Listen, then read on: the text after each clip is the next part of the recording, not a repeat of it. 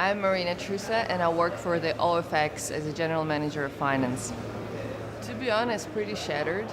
I I kind of walked into this thinking, not that I didn't sleep in a rough before camping and stuff like that, but it's different, right? So I walked into this with a very sort of serious mode, but also expecting what I will be feeling when I lie down in the cardboards on the wet grass. And I deliberately didn't take a pillow. I didn't take thermals.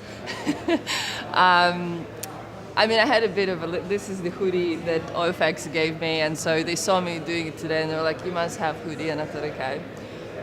So somewhere kind of lying down in the first probably 3 hours, I kind of drifted and slept a bit. But then it started getting really, really cold. The body started aching and rolling on one side. And then I realized all the sleeping bags are soaked. And then this water started coming in. And I thought, right, okay, I'm already in the moderately comfortable conditions because I prepared for this and I know I'm safe. But I'm already really, it's physically exhausting. And then I thought, oh my God, but at least now I'm safe. I know that I'm lying in a cricket ground and I'm going to have a cup of tea later on and it's all good. Imagine doing this for weeks and months and not necessarily, 9 degrees is probably not that bad. So, yeah, I can do it one night, I can do it 2 nights, but I also was thinking, well, how easy it is for us to get into this situation. And I think probably execs and CEOs are the ones that are probably least resilient for this.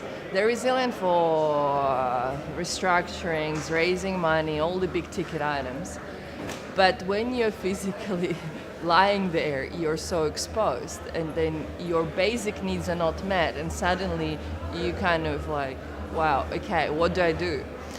Presentations were great. I really liked that the people who came to speak, they were not your stereotypical, I guess, when we judge and we think, oh, okay, well, how the homeless person looks like, right? They were exactly like people like you and me and everywhere else.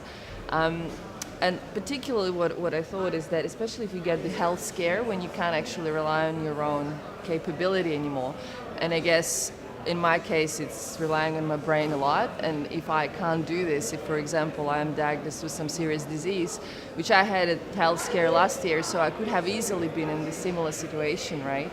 My friend was just diagnosed senior executive with cancer and going through the chemo treatment for the last week, and I was thinking about him now, thinking that today in the morning he's going to go there, and he has, a young family, and he can be in this situation. So it was great to see that none of us are immune, and I think those presentations show that. I think we're stronger than we think we are,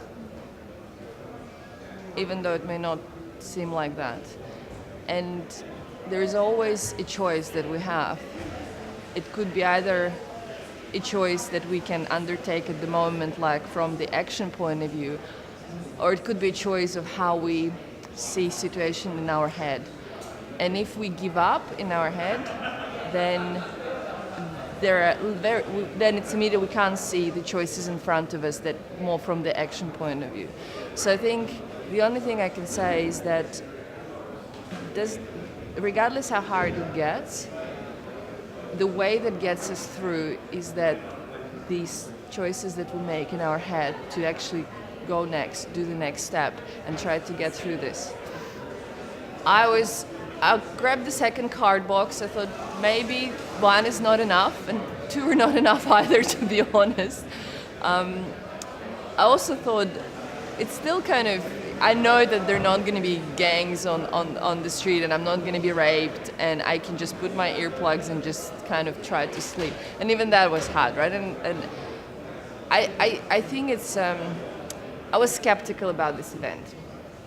Because I thought, oh, okay, a bunch of senior people trying to play the game of sleeplessness, right? And homelessness. I think it's great that it's the closest we can get to at least the physical feeling of it. So I think it's fantastic. Apart from all this awareness that people like us can use, with their name, with their company, with their brand, to get the word out there and raise the money. But that has actually two elements to it. So I'll do it again. I think my skepticism is wiped out. I did manage to sleep. Yes, I did. I was rolling. Once one side got wet, I was like, oh, okay, let me go on the other side. And then the other got wet, and I'm like, okay, let's go on the other one. I did sleep. I think it was kind of in and out, but I'd say maybe I had 3-4 hours, kind of. I think it's amazing that, like, my favorite book is A Little Prince, and there it says you have to see with your heart. And I think this lets us, even for a glimpse, to try to see with our heart of what it actually is, how it could feel. And I use it more also as a reflection point. When I was lying there and I was looking in the sky and I thought, wow, the stars are beautiful. And I thought, this is ridiculous. You're lying here, very cold, and you're thinking how beautiful the stars are. So there is always something nice. There's always something, regardless how, I guess, what surrounds you. You can always see the light.